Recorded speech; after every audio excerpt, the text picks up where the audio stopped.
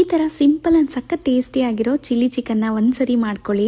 ಮತ್ತೆ ಖಂಡಿತ ಮಾಡ್ಕೋತೀರಾ. ಅನ್ನ, ಚಪಾತಿ ಅಥವಾ ಮುದ್ದೆಗೆ ಸೂಪರ್ ಆಗಿರುತ್ತೆ.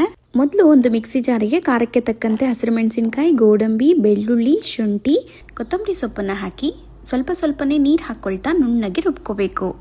ನಂತರ ಒಂದು ಪ್ಯಾನ್ಗೆ ಎಣ್ಣೆ ಹಾಕಿ, ಎಣ್ಣೆ ಬಿಸಿ ಆದಮೇಲೆ ಸೋಂಪು ಮತ್ತು ಈರುಳ್ಳಿನ ಹಾಕಿ, ಈರುಳ್ಳಿ ಎಲ್ಲ ಗೋಲ್ಡನ್ ಕಲರ್ ಬರೋ ತನಕ ಚೆನ್ನಾಗಿ ಬಾಡಿಸ್ಕೊಂಡು ಇದಕ್ಕೆ ಕ್ಲೀನಾಗಿ ವಾಶ್ ಮಾಡಿರುವಂಥ ಚಿಕನ್ ಹಾಕಿ, ಸ್ವಲ್ಪ ಅರಿಶಿನ ಮತ್ತು ರುಚಿಗೆ ತಕ್ಕಷ್ಟು ಉಪ್ಪನ್ನು ಹಾಕಿ ಒಂದು 2 ರಿಂದ 3 ನಿಮಿಷ ಚೆನ್ನಾಗಿ ಮಿಕ್ಸ್ ಮಾಡ್ಕೊಳ್ತಾ ಕುಕ್ ಮಾಡಿಕೊಂಡು ನಾವು ರುಬ್ಬಿಟ್ಟಿರುವಂಥ ಮಸಾಲೆನ ಹಾಕಿ ಅದೇ ಮಿಕ್ಸಿ ಜಾರ್ಗೆ ಒಂದು ಸ್ವಲ್ಪ ನೀರು ಹಾಕಿ ಸೇರಿಸ್ಕೊಂಡು 10 ರಿಂದ 15 ನಿಮಿಷ ಆಗಾಗ ತಿರುಗಿಸ್ಕೊಳ್ತಾ ಕುಕ್ ಮಾಡ್ಕೋಬೇಕು.